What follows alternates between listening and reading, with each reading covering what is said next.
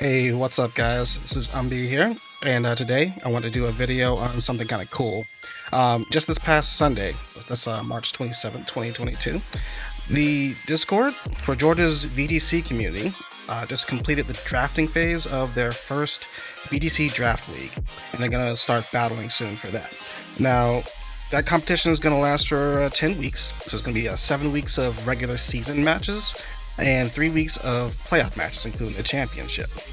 Now, I wasn't able to join this one myself, but I have a friend who's entered, Sanaito, and he's entered a bunch of draft leagues recently, so I've taken kind of an interest in looking at those competitions, kind of breaking down each player's draft, seeing like their capabilities, because it's kind of interesting how draft leagues pan out with everyone, using limited resources to kind of come up with creative strategies. It's really interesting to see pan out as opposed to, typical VGC content like on the ladder, right?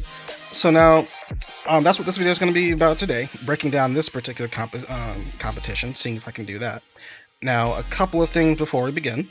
I did make a text version of this, so if that's easier for you to digest, if you have interest, I got a link for that in the description below. I also tend to rant a little bit, so I'm including timestamps in the video just in case you need to skip ahead. So let's go ahead and get started. Now, the first thing I did, and keep in mind, there are some limitations with the draft. I'm not going to go through all of them, mostly because I don't know all of them, but one of the caveats is that each team has to select exactly one GMAX spawn. Right, so that means that one team cannot have both GMAX Charizard and GMAX Venusaur. Just got to deal with one or the other. However, the normal version still remains in the pool for someone to pick up. So as an example, two of these teams, they've actually picked up, one of them has picked up GMAX Charizard, the other one's picked up the regular Charizard. Both are obviously Sun teams. Okay, and then the last thing, this competition is being performed on the Series 9 format. So if you don't recall, that was before restricteds were being introduced. So Glastrier is running around, Regieleki is running around more, Urshifu is running around more. Okay, just to give some insight into that. Now, what I have here, I did rank the players' drafts. You see the names on the screen. I have no insight as to, well, to most of them, as to their battling prowess. So this isn't a testament to the players themselves, just what they've selected as far as their teams. When trying to evaluate them, there are several key factors on that I try and hit. Kind of look at it broadly, see if there are any themes, like rain, sun, hail, trick room.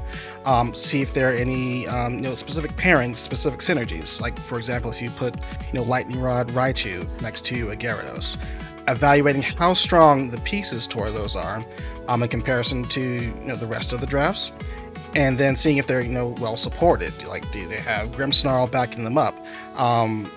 If you're looking at the Sun team, did they manage to snag a Gastrodon to help fend off against rain teams, things of that nature. To that end, the first draft that we're going to go over is actually the Sun team with the Gastrodon. So just a heads up, this is kind of ordered. There is a draft order starting from the top left on the top row, going on down to the bottom row, going from the left. The order of the draft doesn't necessarily matter. It's just something cool that I might have to bring up. But you can see here, the first pickup was a GMAX Charizard, pretty strong in this metagame, paired with the Drought. You also have some speed control with the Talonflame, right? So you've got options in how you want to introduce that power. It's backed up by the Dark Urshifu and Regieleki. Those are the key Pokemon that I'm looking at for this team here. Regieleki and Urshifu particularly are pretty hard to defend against. The Regieleki can just throw out Electrowebs, being faster than everything else in the game, while the Urshifu, you're going to have to take that Wicked Blow. No way to protect against it. So even if it's faster, it's under threat from the Regieleki to lower its speed to where the Urshifu can then finish it off. Now, obviously, it's not going to pan that way, all the time.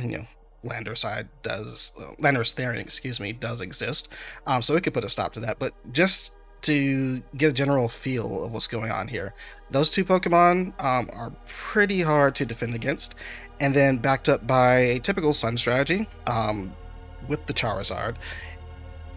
it's really said to be a very powerful offense, and I really like it a lot for this particular draft. Not to mention, it is backed up by the Gastrodon that you just mentioned. So if it does have to run into any range strategies, anything trying to mow that down, Gastrodon's there in the back. It also does pretty well against any rock type attacks, which you'll definitely need considering there are 3 fire type Pokemon, 2 of them fire and flying Pokemon. You'll definitely need some defense against that.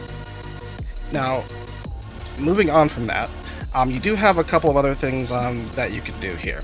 Like I mentioned, Talonflame is in the picture. So you do have Tailwind strategies. It's the fastest Tailwinder in the game, and because it's faster than Whimsicott, it can't be taunted from Tailwinding, so that's pretty important.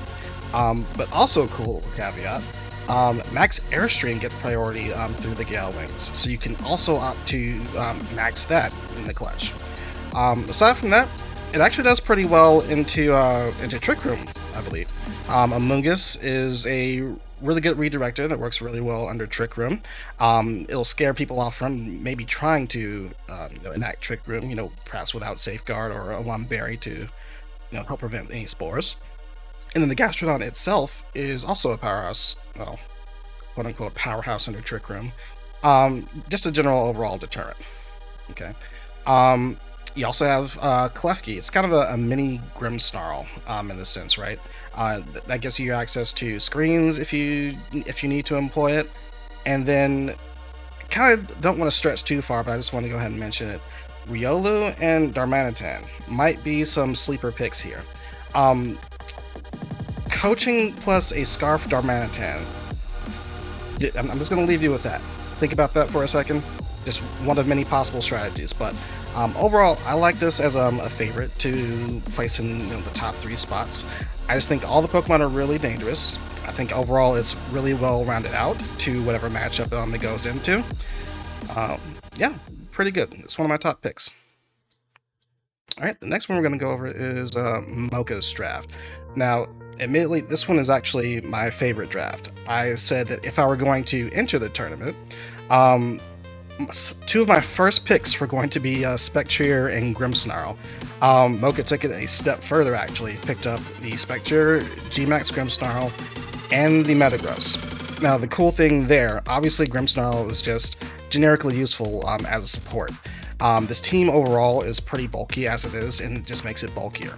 But particularly with Spectrier and Metagross, we saw a little glimpse of it in the Salt Lake City Championships for Series 12 VGC, where Calyrex Shadow Rider used Bulldoze into the Solgaleo with Weakness Policy. That was my idea here. You do the same thing with Spectre and Metagross. Now, it's not like a new idea even before all of that. But I think I highly value that. Just as a form of speed control. I like bulkier Pokemon in ways, and if you can survive and thrive in an environment where you don't necessarily need to have Tailwind, don't necessarily need to have Trick Room, I think that's pretty cool. So the first 3 drafts I thought were just like amazing out of the gate. They took it a step further and started to pick Salamence and Swampert. Now, if you know nothing about me, I'm kind of an old school player. My most active period was during 3rd gen. So seeing Metagross, Salamence, Swampert all in the same place was kind of cool to me. So just the flow of the draft was really cool as well. Now you got some other cool things that you can do. If you look to the bottom row, you have Pheromosa. So you have some coaching strats that you can pump into either Metagross, Salamence, or Swampert, as well as some speed swap strategies as well. You can fend off pretty well against Sun through the use of the Moltres. Thought it was actually, it looked like a weird pickup at first, but it actually turned out to be a clever pickup. Once again, just showing the versatility of the Pokemon that you can have and handling different matchups. We may not see it often, but it might be a decent pick into the Sun matchups, at least to help fend it off. We also picked up the Cradily for versus rain matchups. I think that's pretty important. Not only is it Storm Drain, but it's also a grass type, so it gets a stab super effective moves against Pokemon you're typically going to see in rain format. Lastly, got some cool picks with Porygon 2 with Tangrowth. The Porygon 2 allows you to be flexible with the mode that you're operating in. Like I said, it's cool when you don't have to force Trick Room or Tailwind. You're just a threat on your own. But P2 being one of the stronger Trick Room mons, working alongside something like the Metagross, like alongside the Swampert, I think it could be pretty nasty. Some of the faster teams, it just kind of slows them down and turns the game on its head. I don't think the Rotom-Mow or the Mandibuzz are going to be too important, but they do provide some decent flexibility into a lot of the matchups. Again, Mandibuzz with Overcoat, decent option into the Venusaur Sun teams. It's really bulky. You can set up tailwinds of your own so that you can match the chlorophyll that's being activated. And again, Overcoat to resist the sleep pattern. Really cool stuff in my opinion.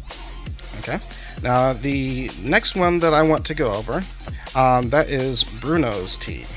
Right here, this was kind of a mix of weird mons, but you can see that they're kind of heavily in on the Trick Room plan, right?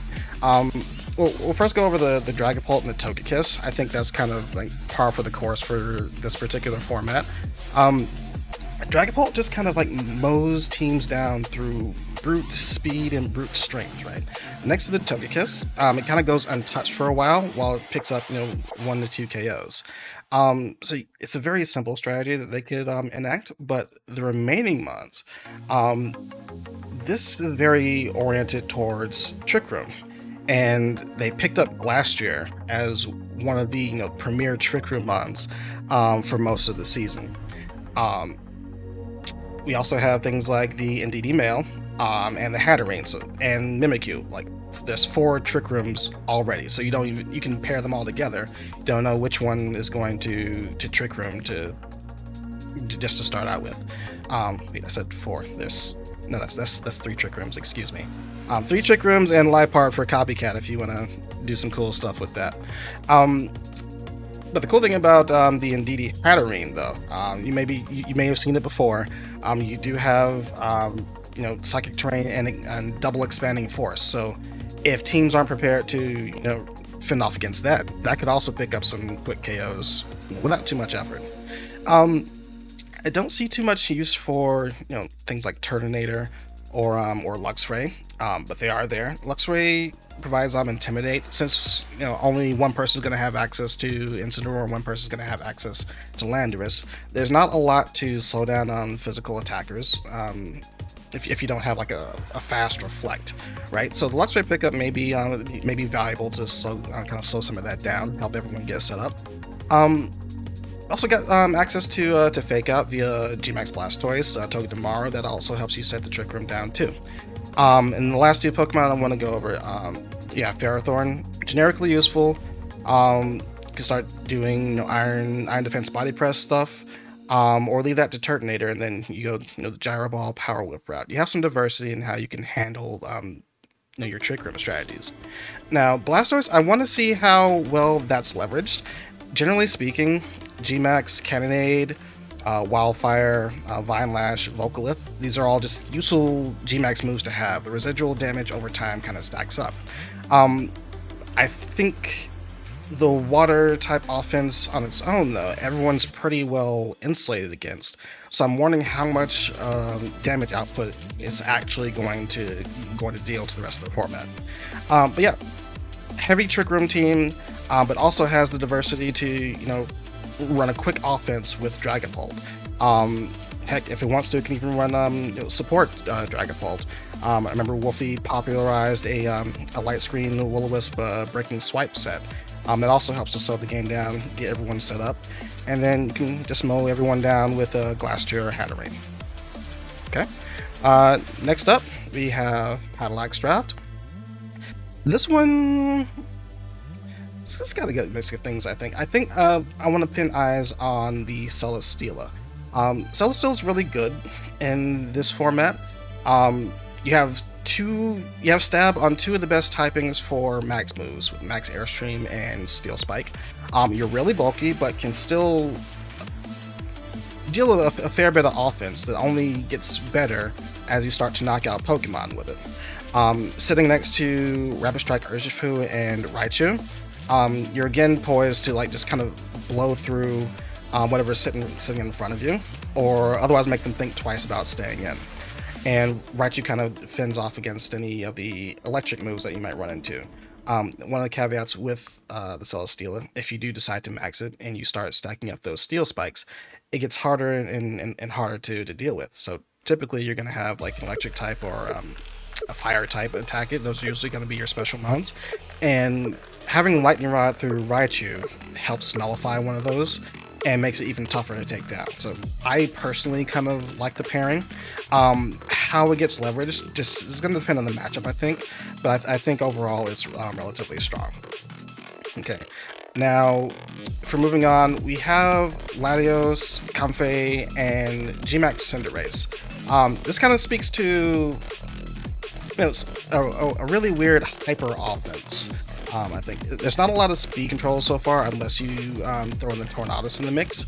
So you could run Tornadus with the Latios and start to blow through teams that way using Light 4 choice specs. One of the weirder strats you could lean towards is the weakness policy of Latios, maxing that and having Comfey proc that with Draining Kiss. That's also an option. Personally wouldn't recommend it, but again, these drafts are all about creativity. To kind of throw your opponent off, because they have visibility into what you're doing. Once a few weeks have panned out, they'll have some visibility what you've been doing, right? Now aside from that, you also have Garchomp. Now, this is where it gets a little bit cooler, right? But you have the combination of Celesteela, Latios, Garchomp, and Tornadus. I know there's some shared weaknesses amongst those.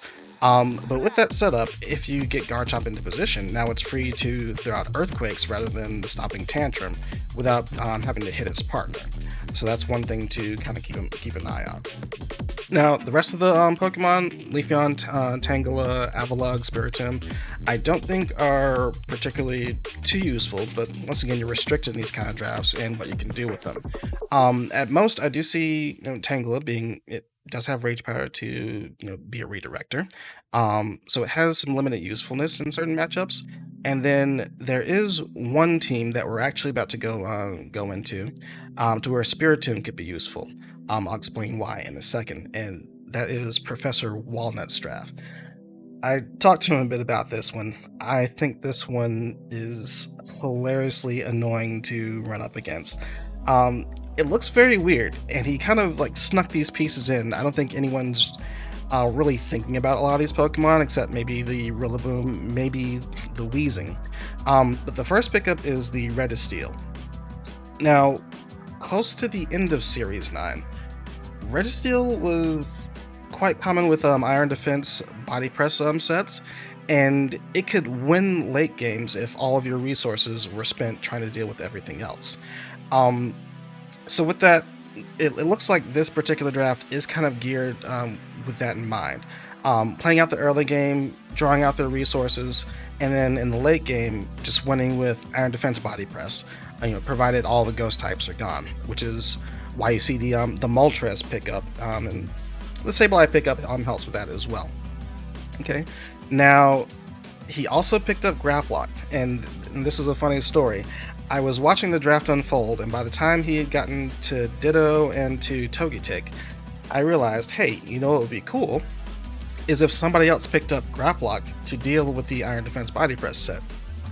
Not even moments later, he picked up the Grapploct, and that just kind of removes that option from the field, which I think was genius. Really annoying to look at, but genius. So kudos to them. Now, I do want to draw the attention to what I think is a major piece here, and that's Porygon Z and Weezing. We're familiar with Weezing Regigigas and how it operates. It's very simple, very potent, right? This is essentially the special version of that, and it has a couple of advantages over that. One being that burning it doesn't really matter. And if you try to pivot into a ghost type Pokemon, it does get Dark Pulse, so now you're influencing usage of Max Darkness, which makes you even further weak to its special attacks, which I think is cool. Aside from that, not too much going on. You have or Bombi for some speed swap shenanigans. Togetic is your redirector. The team can operate in Trick Room, so Slowbro is also an option as well. I'm curious as to how they'll use the Entei. Like, Entei, generally speaking, is just a solid Pokemon to have in a vacuum. Where it fits into the strategies of this team, I couldn't say yet. And Ditto, outside of a restricted format, I'm not too certain how well it'll perform if he chooses to use that. However, there are certain G-Max Pokemon that might be targeted that might work out for them, so could kind of lean into that. Now, I think this is one of the toughest teams to kind of operate, because you can kind of see up front the offense is actually a little bit lacking. Like, everything is kind of stacked into Porygon Z, Moltres, and a little bit into Entei and Rillaboom, right? So it's all about surviving the early game, once again pivoting into the late game, and if anything is still left, just winning outright with Red is Steel. I think that's a hard game plan. I am interested in seeing how well you can carry it out though, so good luck to you. Next one up, we have Strider's Draft. This is the second Sun team. And instead of having the, it still has Charizard, just not the G-Max version. Instead, we have G-Max Venusaur.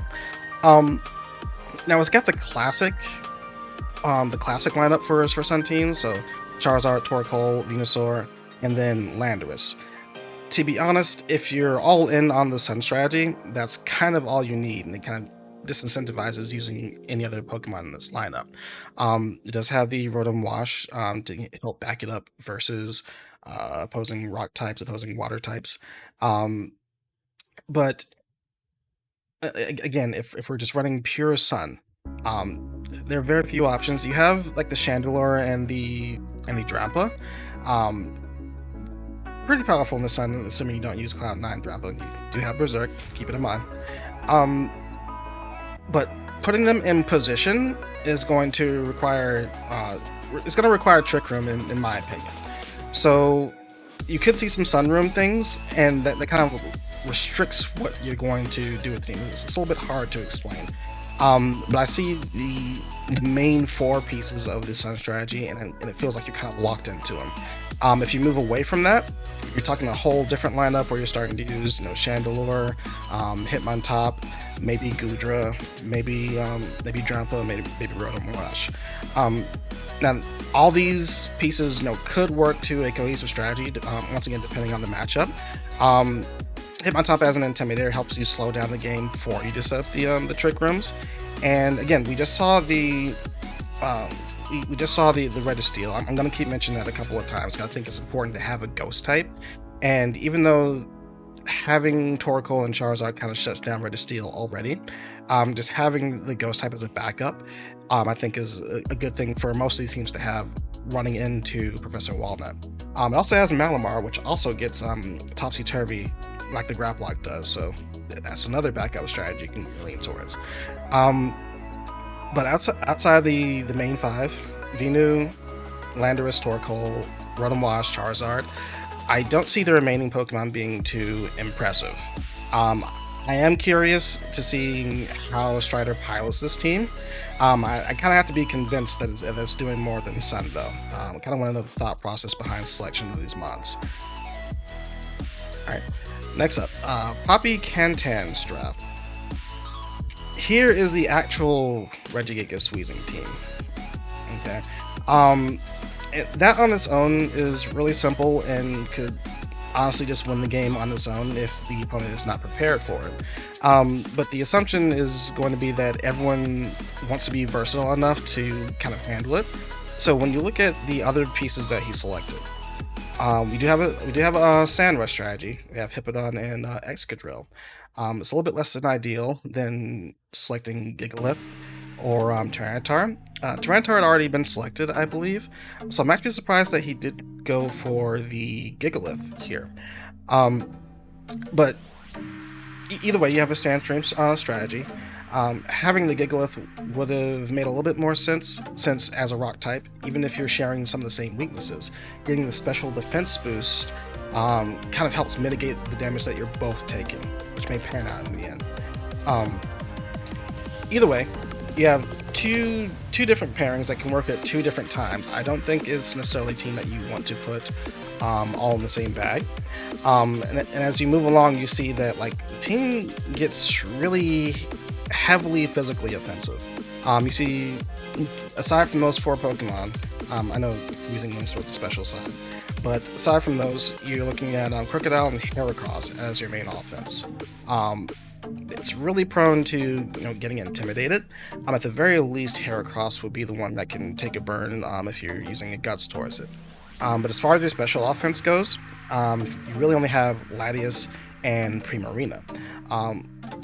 Latias can actually be flexible between being a supportive Pokemon, which I kind of feel like this team wants a little bit, and being offensive.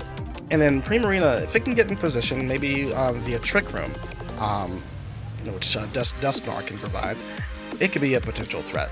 But I think it'll be hard to try and find that angle. Definitely convinced me otherwise. Now, aside from that, you do have Clefable as a redirector. So there are things you could set up like Calm Mind Latias or Saurus Dance Heracross, Saurus Dance Excadrill, for example. So there are a few different creative strategies that you can kind of lean towards out of this. But I'm mainly looking at the first 4 and how they'll operate, considering that it's heavily physical, and how they mow past any defensive strategies.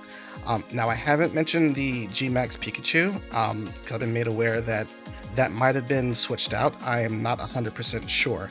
And I'm not sure how to honestly evaluate it towards this team either. I don't feel like the Lightning Rod really does anything for any of this team, nor does its G-Max move. I mean, paralyzing everything, sure, but if you're carrying a Regigigas, you're very likely maxing that rather than G-Maxing the Pikachu, so we'll see what they swap into at a later time. Alright, moving on, we have Bazuk's draft. This one looked a little weird to me at first. Breaking down into a little further, it has some cool little mini synergies going on here. Obviously, you have Whimsicott to set up Tailwind for anything. Pair it next to the Duraludon, you have Fake Tear support, so it could actually, become a big threat pretty quickly. Then you also have Tapu Koko to set up Alolan Raichu for the Surge Surfer, and then Tyranitar setting up what I believe to be probably the best Sand Rusher in Dracovish. You get some flexibility between how you want to control this on the pace of the game through the different speed modes that you offer, right? So it's going to be hard for the opponent to prepare. Like, are they going to run into the Tyranitar strategy? Are they going to run into the Koko strategy? In any case, Whimsicott could still back them up with Tailwind. To make matters even worse, Zoroark is sitting in the back, so it's a wild card that could be thrown in there while you're trying to counter all these strategies. It's definitely a shell game, and Bazuk might actually run away with some quick wins if people aren't careful or well insulated versus a variety of attacks. Now, one thing I do want to point out, I think the G-Max Butterfree pickup may have been ill-advised. If they're ever running Tapu Koko, it's going to stop any Pokemon from being put to sleep. So I'm not sure how they want to work in that strategy. Maybe that's the one that they start to run alongside Whimsicott's Tailwind or alongside Tyranitar. I'm not sure. But you got a lot of moving pieces, a lot of strong offensive pieces. We haven't even mentioned Dragonite or even Lycanroc yet, who also gets Sand Rush. It's Accelerock and Sand Rush, so it's going to attack pretty quickly, pretty hard, especially if it gets enough support to have some room. Decidueye, it's a grass type. I'll say that. I think in general, grass types are going to be important to keep around for versus some of the some players are forced to go like Rage Powder, Tangela, and Tangrowth. It helps to resist that. Some people, it's going to help to resist Sleep Powders and Spores from the Venusaur and the Amoonguss. I don't see Decidueye itself being particularly strong or useful. However, it's still important to have that grass type, especially since Whimsicott is not meant to be around for a long time. Okay, next one, we have Sanaito's draft. Now, immediately when you look at this, you see two different strategies. One, you have the Surf or Aqua Jet into the Colossal. And you also see some generic rain pieces. So Colossal, Sneasel, Barraskewda, Zapdos, and Politoed. Right. Now, the Sneasel works really well next to the Colossal. You don't have to worry about any redirection. You can just surf it. You're not doing any damage to the Colossal because Sneasel's special attack is so low. Where I get concerned with, I think some of the pieces kind of compete against each other. So like if you're looking at Barraskewda, perhaps you decide that, Weavevol's too slow. So you need the priority of Aqua Jet to go ahead and hit your Colossal. And one of the cool things about Barraskewda is that it gets Propeller Tail. So even if they have a redirector, they can't redirect the Aqua Jet from setting up the Colossal. What that ends up doing, though, it disincentivizes you from using the Swift Swim next to the Politoed. And the team overall, like even once you've set up the Colossal, it's moving faster than everything else, sure. But the team overall lacks a lot of speed control, and you kind of wanted that through the Swift Swim Barraskewda, if possible, because that also makes it a max target to where you can start max airstreaming. Now, granted, Zapdos can also max airstream too, but you see how like these kind of ideas, if they're put together, may end up kind of conflicting with each other. But these are also some of the strongest pieces, so you kind of want to use them together, kinda. Now, that's not to say that the overall plan fails. These are really strong Pokemon, whether it's Swift Swim, Barraskewda in the rain, whether it's just Zapdos on its own, and no matter how you decide to set up the Colossal, these Pokemon can just legitimately run over you without much thought or strategy, right? Now, if we move on from there, moving to Glaceon, Torracat, Electivire, Indeedee, Gothita, Virizion, and Thievul. Now, I do have the inside knowledge, so I'll explain why these were picked here. Torracat in general, like I said, having an Intimidator, just in general, it could end up being useful for you at random times. The Electivire is meant to be paired next to the Zapdos. Zapdos could take a Choice Scarf or Choice Specs, just start spamming Discharge.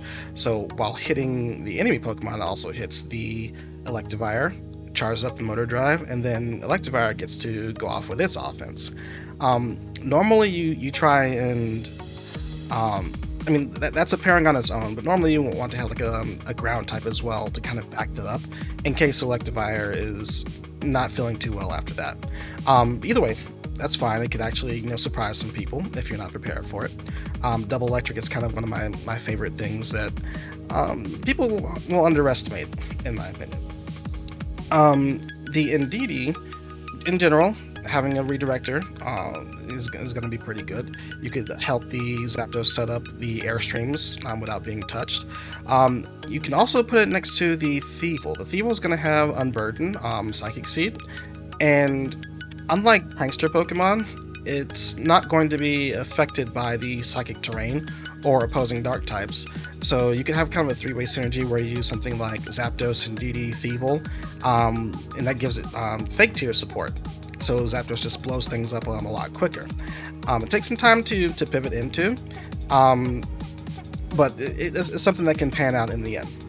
And then the Virizion can also work with either Sneasel or Thievul. It's your grass type, but it can also use the Justified and get hit by the beat ups to mount its offense from.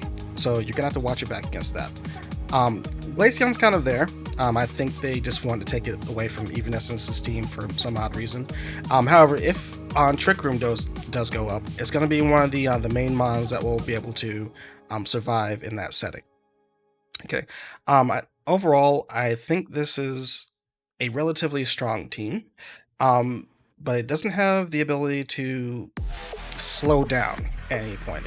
If it's under duress, it just has to keep pressing forward. It's trying to snowball off of turn 1, turn 2. Doesn't have really much in the way of defensive pivots in case it runs into trouble. So just move fast, hit hard, blow everyone else away. I think it has potential to be one of the top teams. It depends on how well it's going to be piloted. Alright, speaking of Eeveenescence, that's the next team we're going to go over. Now, up front, you see the Umbreon, Sylveon, Vaporeon, Jolteon, and obviously you're going to start to think that it's a meme. If you take a little bit closer though, you'll actually see that it could be a decently placed Paris Trap team. You think about it. If the Gothitelle is in place, or Centiskorch G-Max sets up its G-Max move, opponents are trapped. However, Umbreon, Incineroar, Sylveon, Vaporeon, and Jolteon are free to pivot out into whatever they want while potentially weakening the opposing Pokemon that are in. So just imagine that Vaporeon acid armors and Baton passes out into like Altaria to set up a Parasong, just as an example. Or Incineroar parting shots into the Suicune to take the water type attack, and then it starts Calm Minding up and then sweeps the game. It's actually pretty scary to think about. So I get it. It looks like a meme. Don't sleep. You might get caught. Alright. Past that, you do have Lucario. You have Lucario Thundurus. If Trick Room gets set up, the Thundurus can run Prankster and still be, a valuable crippling asset to the team, especially with Eerie Impulse. Otherwise, it could actually run next to Lucario as a Defiant user. Oh, the Thundurus as the Defiant user sitting next to the Lucario, versus any other teams with Intimidate, and take advantage of that. But other than that, it is a little bit of a gimmicky team, but please do not sleep on it. I think it's got some sauce and might come away with a few surprising wins. Be careful. All right, moving on, we have Esquire's draft. Now, the first two pickups I thought were pretty good. The G-Max Lapras into the Rillaboom. As the draft moved on, I became more and more confused, admittedly. Now that the draft is complete, I can kind of see a couple of ideas where you might get set up and not realize it. If you take a look at the Kingdra, right? It's gonna have to set up its own rain, you would think, unless the Lapras G-Maxes and Max Geysers, you don't have access to Drizzle normally, right? However, there's a Drifloon sitting over in the back here. It can pick up a Grassy Seed and press Rain Dance on its own before anyone can react, and now your Kingdra is set up. Same thing for the Venusaur. While it'll still just generically work under Rain, I did think it was odd that he picked up 2 grass Pokemon in a row, so there's also a possibility that it's running Sunny Day to accommodate that. You could go either way, right? It's really an overall odd draft, but you can see where the pieces kind of come together. And the Pokemon themselves aren't slouches either. G-Max Lapras with G-Max Resonance will be strong, especially next to Clefairy's Friend Guard. That'll be definitely annoying. Raikou is actually relatively strong. I don't know how well it'll perform against the rest of the format, but having a fast Electric type definitely helps mow down like the opposing Rain team that might have. It does especially well into the Zapdos. The Lightning Rod from Marowak might be a little bit odd, but again, could still sit into a Rain team and kind of fend off, help. If you're not using Raikou, it'll help fend off any of the Electric types that come along. Just a few ideas. It's kind of all over the place, but some of these things come together. Now, I think the weakness of that is because so many pieces have to come together to make a cohesive strategy. It takes a while to get set up, in which case you're kind of taking on water at the same time and you have to hurry up. I want to see how this one pans out. I don't think it's a particularly bad draft, just a very tricky one to get set up. All right. Next up, and the final team that we're running into is Luminary's draft. The first thing that I wanted to mention here is the early pickup of the G-Max Duraludon. I thought was very odd, as opposed to picking up the regular Duraludon if they really wanted it, which was available at the time. Picking the G-Max only gives you Gmax Steel Surge, which is not as good as Gmax Steel Spikes. All it does is set down a Steel type Stealth Rock, which is not particularly useful because you're not going to get extra damage against most of the selections here. Now that being said, it's still Duraludon. You can still pair it up with the Grimmsnarl for fake tier support and do a ton of damage to anything in your way. So I think that's fine. Whether it's Grimmsnarl or Alolan Persian, you can just pair it up next to that. Now aside from that, it does have a couple of good pieces with Serena, Cinderace, Tapu Fini. Those are just consistently useful across the board, whether as utility Pokemon or in Cinderace's case as a damage Pokemon. And then the remaining Pokemon are kind of geared towards Trick Room. You can set up Trick Rooms through the Jellicent. Mudsdale is not a bad Trick Room option, getting access to both a stabbed Max Quake and Steel Spike. If you chose to, you could also go Stamina and you become even beefier. It's up to you. Conkeldurr and Cursula, they have massive offense, but even under Trick Room, getting the position needed for them to do what they want to do, I think will be tough. But again, I echoed this earlier. Having Cursula as a Ghost type, if you can reserve that late game against Professor Walnut's on draft, you're going to want to do that to deal with the Registeel, especially since it does pretty well overall into this team.